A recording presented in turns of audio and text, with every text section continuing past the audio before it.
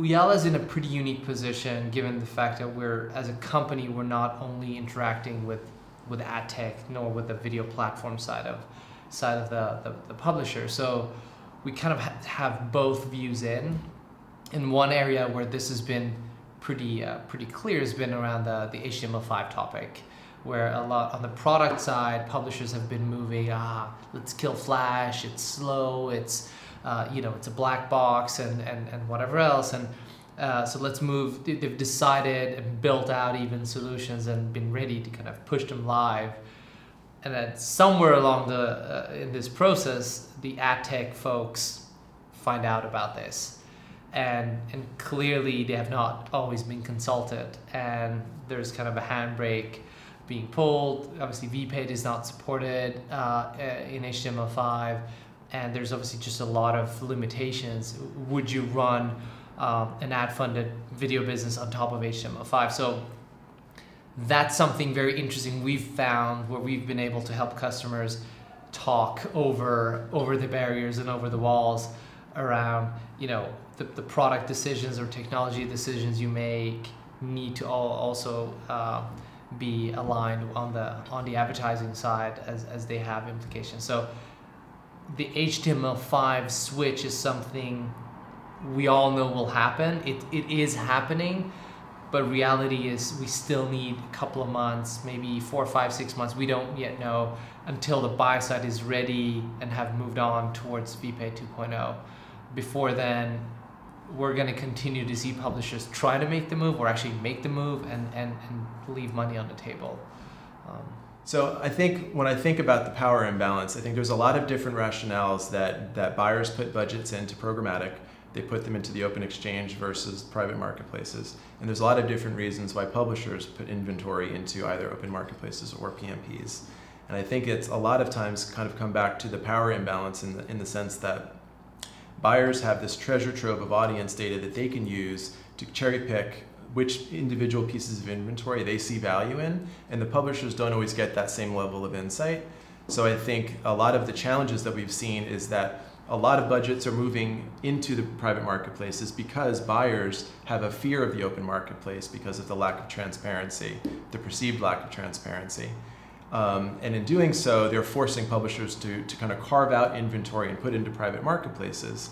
And in the reality then, that takes away a lot of competition for them that they could have monetized in the open exchange. But then in the reality, those buyers will come in with their increased amount of data and come in and cherry pick which inventory they want within those PMPs. So those deals and all of those budgets that go into those channels come back with nobody really being too satisfied. I think anecdotally about half of all PMPs are seen to be successful, and so that's just a problem. So I think a lot of that problem is a function of a lack of commitment, a lack of transparency, a lack of communication between supply and demand. And I think we're in a really good position to help bridge that gap and give publishers better tools for understanding exactly what assets they have as far as the kinds of audiences they've got.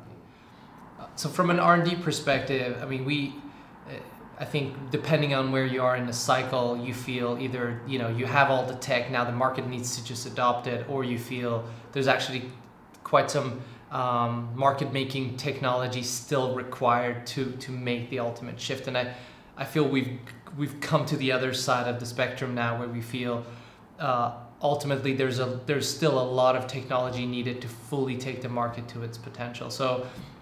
So we've added I think we've grown the AdTech R&D team alone by 50% in the last year.